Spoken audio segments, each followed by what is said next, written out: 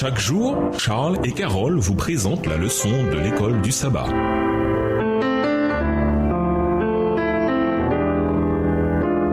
Bienvenue dans votre émission. Dieu nous parle. Nous voilà à la leçon du dimanche, un repos réparateur. Quand nous sommes malades, nous avons particulièrement besoin de repos. Le repos physique est indispensable pour que notre système immunitaire se renforce. Nous avons aussi souvent besoin de repos mental et parfois nous sommes atteints d'une maladie qui ne met pas notre vie en danger, comme un rhume ou une migraine. Nous nous allongeons et essayons de ne pas penser à tout ce que nous devrions faire alors que nous n'en avons pas la force. Lorsque nous sommes atteints d'une maladie qui peut mettre notre vie en danger, il arrive fréquemment que nous ne parvenions pas à trouver le sommeil. Anxieux, nous attendons alors les résultats de nos examens médicaux. Et bien souvent, nous commençons à nous demander pourquoi nous sommes malades. Notre maladie est-elle la conséquence d'un mode de vie malsain? Est-elle due à ces médicaments qui nous ont été prescrits il y a 20 ans? Le poids que nous avons pris ces dernières années en est-il cause? Dieu nous punit-il pour ce péché secret que personne d'autre ne connaît? Lisons Marc 2, les versets 1 à 4. Que s'est-il passé ce jour-là? Marc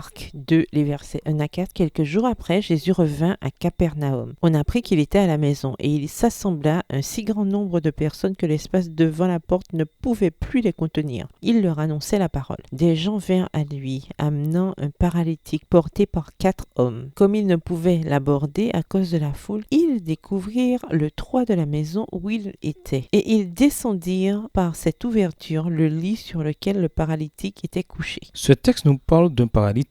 Dans le livre Jésus-Christ, chapitre 21, page 160 à 177, Ellen White nous donne des éléments du contexte. Le paralytique avait fait des choses dont il n'était pas très fier. Les péchés qu'il avait commis avaient entraîné cette maladie et certains avaient clairement établi un lien de cause et effet entre les deux. Il était tombé malade à cause de ses péchés et il n'existait aucun remède. Cette attitude est très fréquente. Nous sommes souvent préoccupés par cette question. Qui est responsable? Si une infraction a été commise, quelqu'un doit payer pour cela. Si un accident a eu lieu, quelqu'un doit être poursuivi. Mais faire porter la faute à autrui n'apporte pas la guérison ou l'apaisement à celui qui est malade. À l'origine, il n'y avait dans le plan de Dieu ni douleur, ni maladie, ni souffrance. La maladie n'est arrivée sur cette planète qu'avec le péché. C'est la raison pour laquelle Dieu nous a fait des recommandations en matière de santé, afin que nous puissions bénéficier d'une meilleure qualité de vie dans le présent. Mais tant que nous serons dans ce monde pécheur, nous n'aurons pas la garantie de bénéficier d'une santé parfaite, même si nous mettons en pratique et avec assiduité les principes de santé qui nous sont donnés. La bonne nouvelle, c'est que Dieu peut nous donner du repos, que nous soyons malades ou en bonne santé, que notre maladie soit la conséquence de nos actions ou de la négligence de quelqu'un d'autre, de notre patrimoine génétique ou simplement du péché qui règne ici-bas. Dieu sait comment nous donner du repos. Si une personne tombe malade, il n'est pas bienvenu de commencer à lui faire des reproches. Ceci étant dit, la prise de conscience de la cause d'une maladie peut-elle dans certains cas être une étape cruciale sur le chemin de la guérison et du rétablissement. Au revoir. Et à demain si Dieu veut.